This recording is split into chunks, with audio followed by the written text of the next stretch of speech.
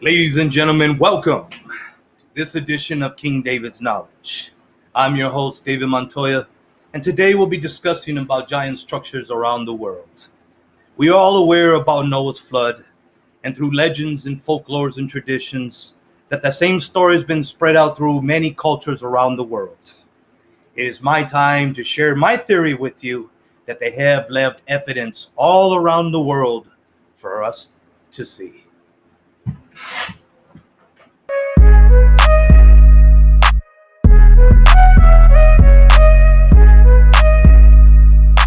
Abraham, the father of Israel, was chosen to leave Ur, the southern city of Babylon, to venture out to Canaan, to the new lands that were filled with giants.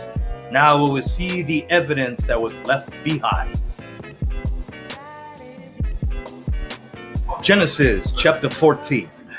At the time when Amraphel was king of Shinar, Arioch king of Elasar, Chedorlaomer king of Elam, and Tidal king of Goim, these kings went to war against Bera king of Sodom, Bersha king of Gomorrah, Shinab king of Admah, Shemember king of Zeboim, and the king of Bela, that is Zoar. All these later kings joined forces in the valley of Siddim, that is the Dead Sea Valley. For 12 years they have been subject to Chedorlaomer, but in the 13th year they rebelled. In the 14th year, Chedorlaomer and the kings allied went with him out to defeat the Rephaim in Ashtoreth Karnaim. And in English, Rephaim means giants. In Baalbek, Lebanon, there's evidence showing of giant megalithic stones still sticking out the ground.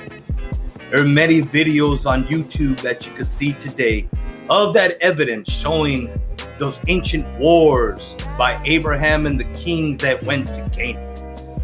Archaeologists, academics in history, they want to claim that there's no evidence of giants in history.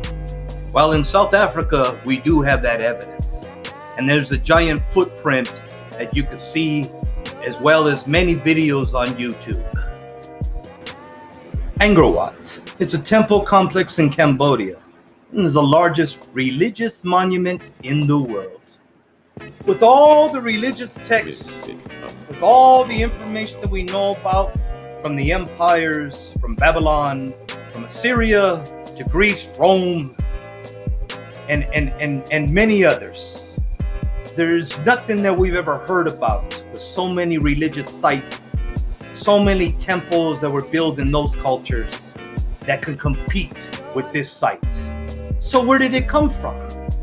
We weren't taught about this in southern Asia. How is that possible that this giant structure was built outside of the stories that we were told of in history? Who built it? Who made it?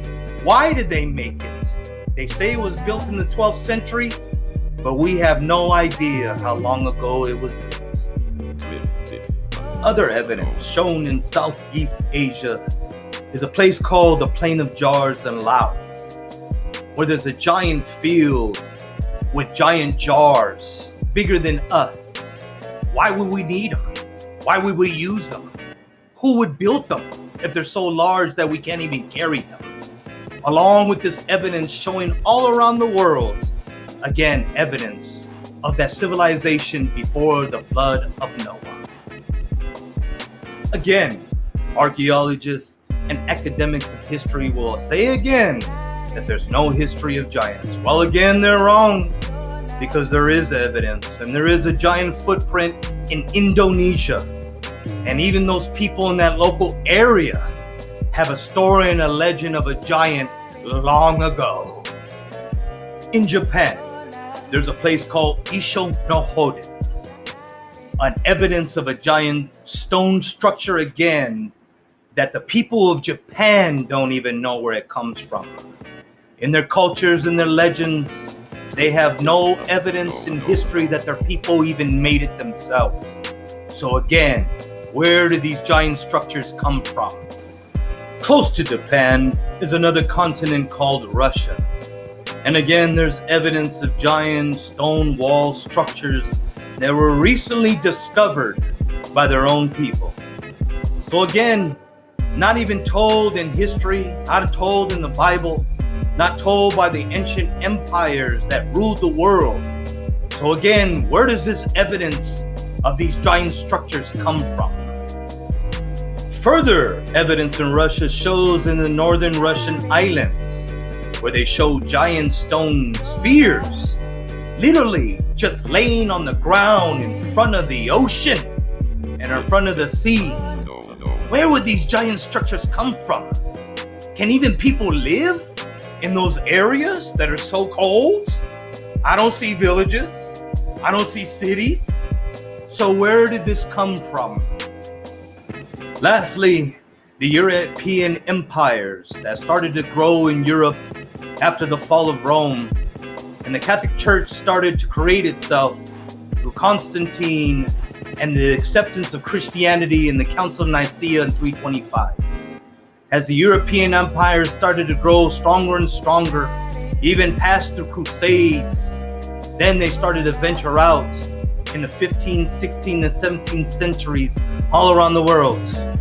And there again, not even in their own cultures and religious books and texts and folklores did they find out until they went over to South America, to a place called Cusco, Peru, to see the evidence of giants again.